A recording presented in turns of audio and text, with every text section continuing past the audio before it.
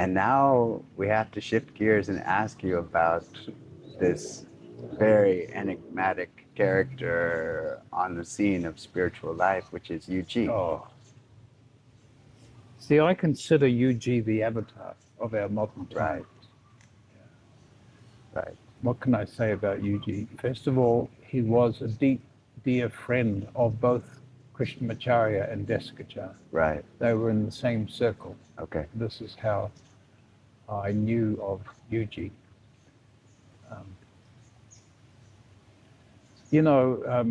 Krishnamacharya came out of a very patriarchal, male, earnest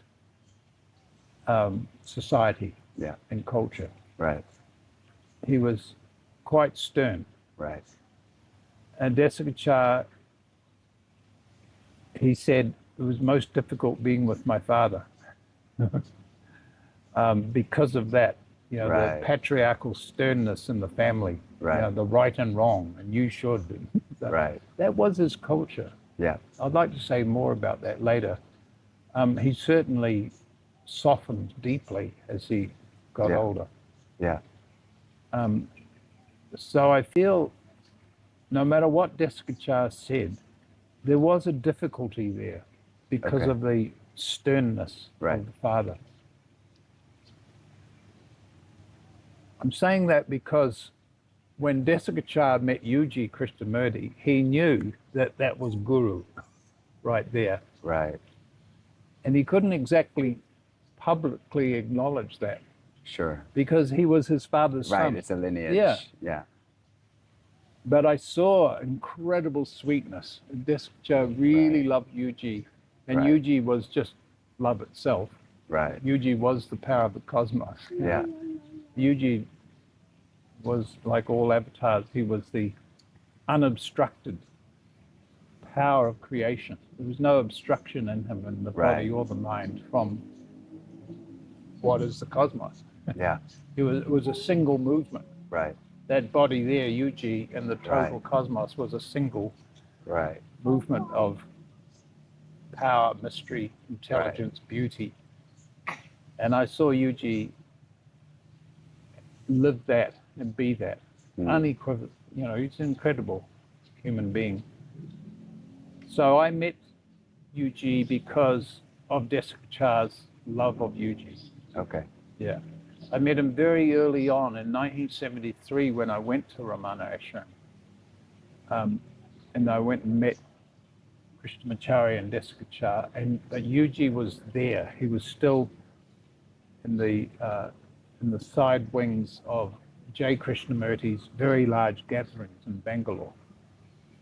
So I went and saw J. Krishnamurti and UG Krishnamurti in Bangalore. Okay. And went to some meetings there with UG and with J. Krishnamurti. Oh, wow. So there was this circle, you see. Right.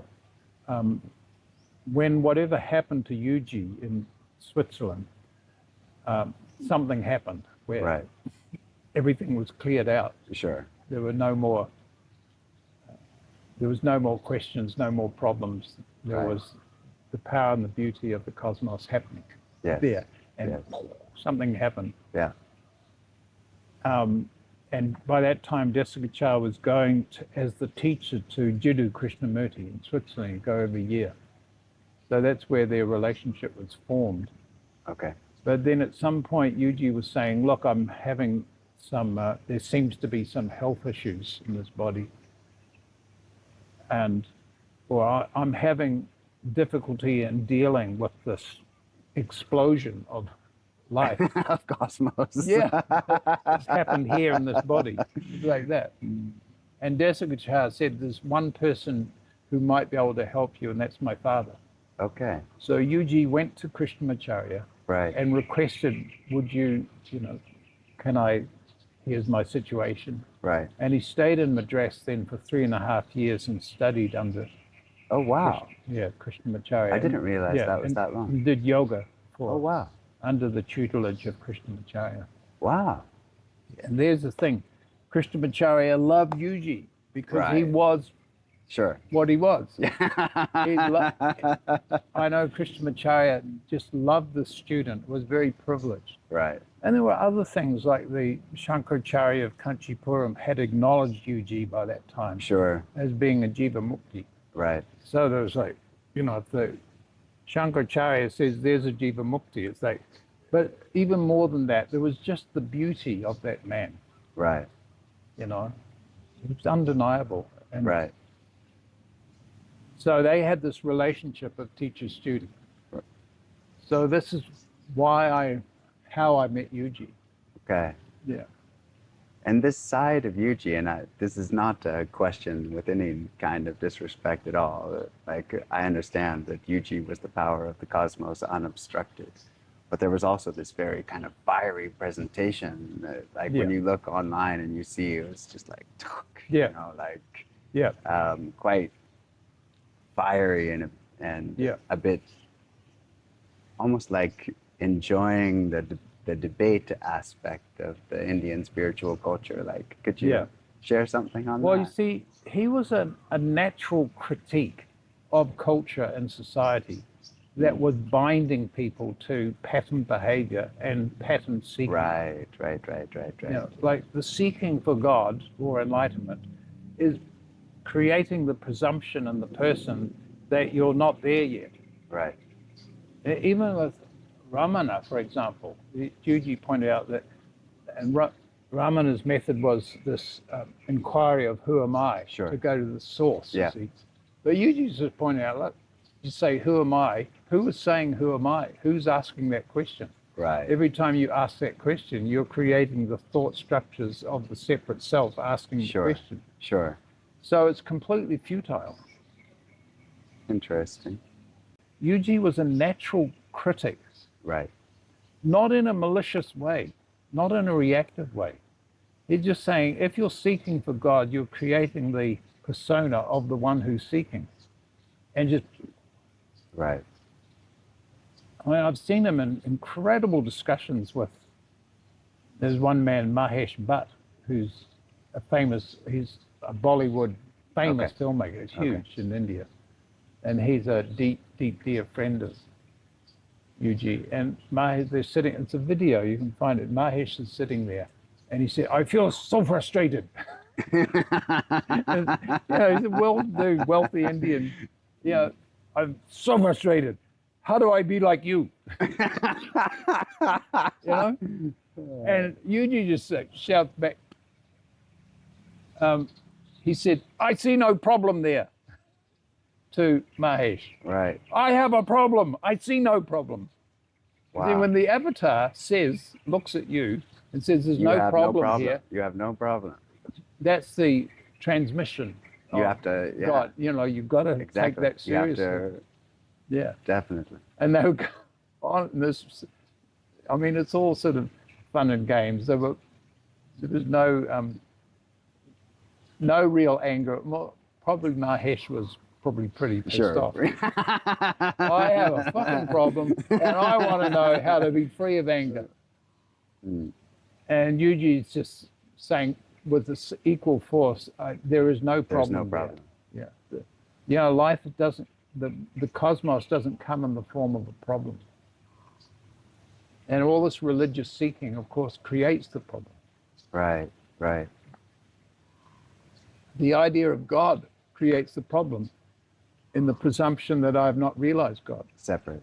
And that's the whole culture of, certainly of India and the whole world. Right. There's this, and then there's the model of the perfect person that's attained that. Right. That implies that everybody else is not.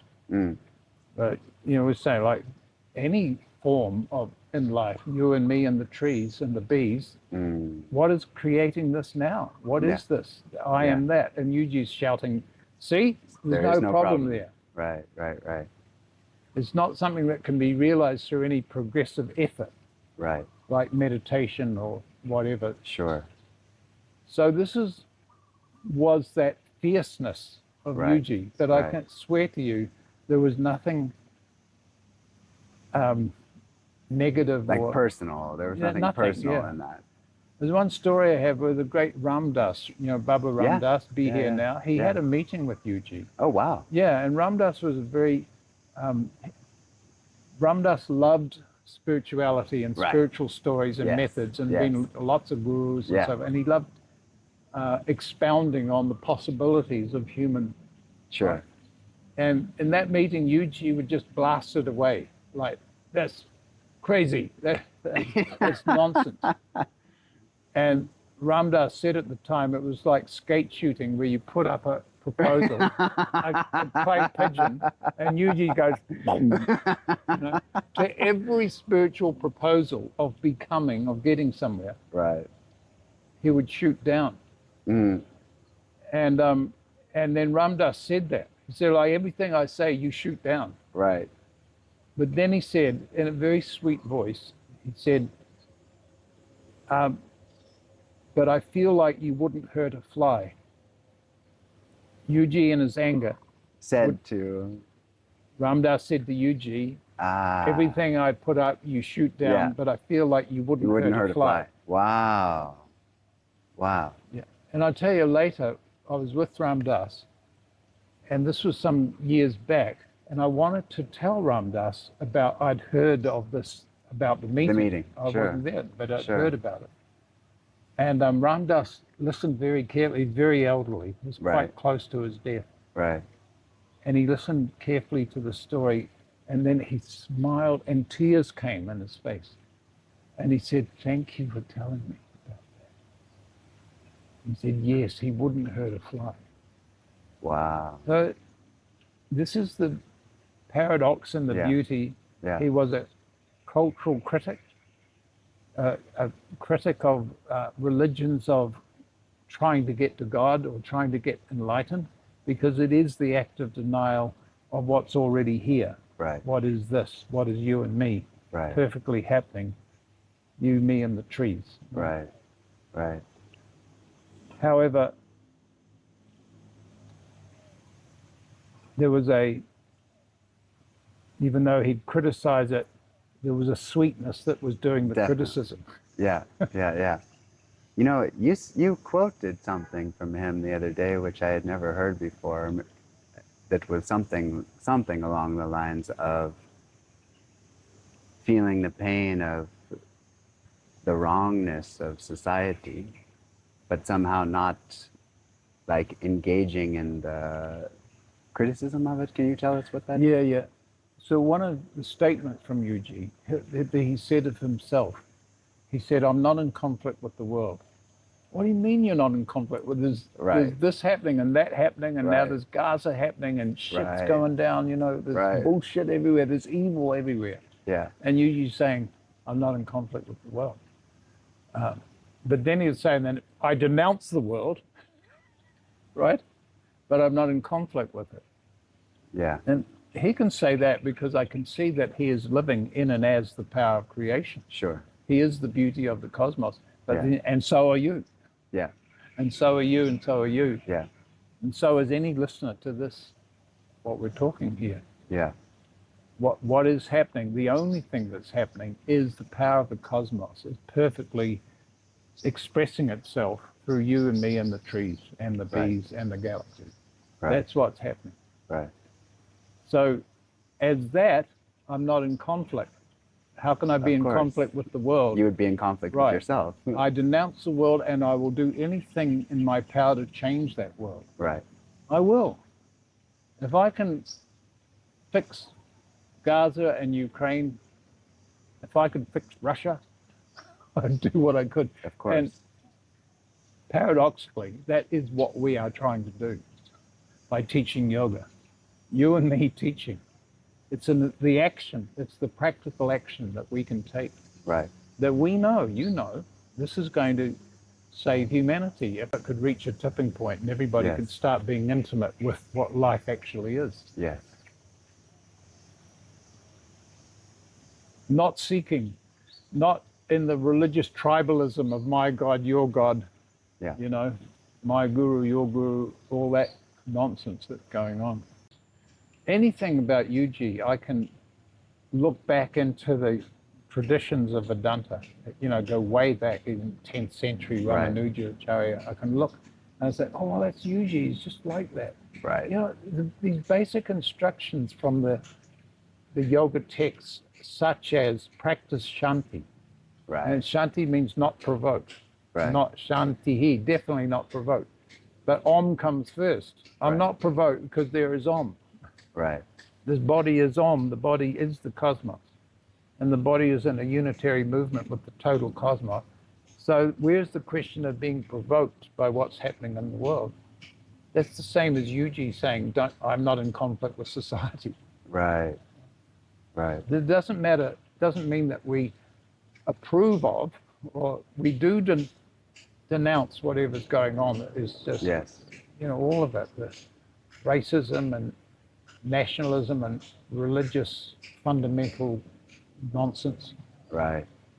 and the dreadful traumas in the male-female equation that is Yeah. what life actually is, and what Yeah. humanity has done with that, Right. how they just so cruel to each other Yeah. everywhere, universally. And it's like, there's much action to take relative to it all. Right. Yet I am the power of the cosmos. Exactly. And so are you, and so are my students. So don't be in conflict. Don't be Right. in a mere Right. reactive mode relative, Right. because it drains your energies. You have no energy to make any actual Sure. decent change. Sure.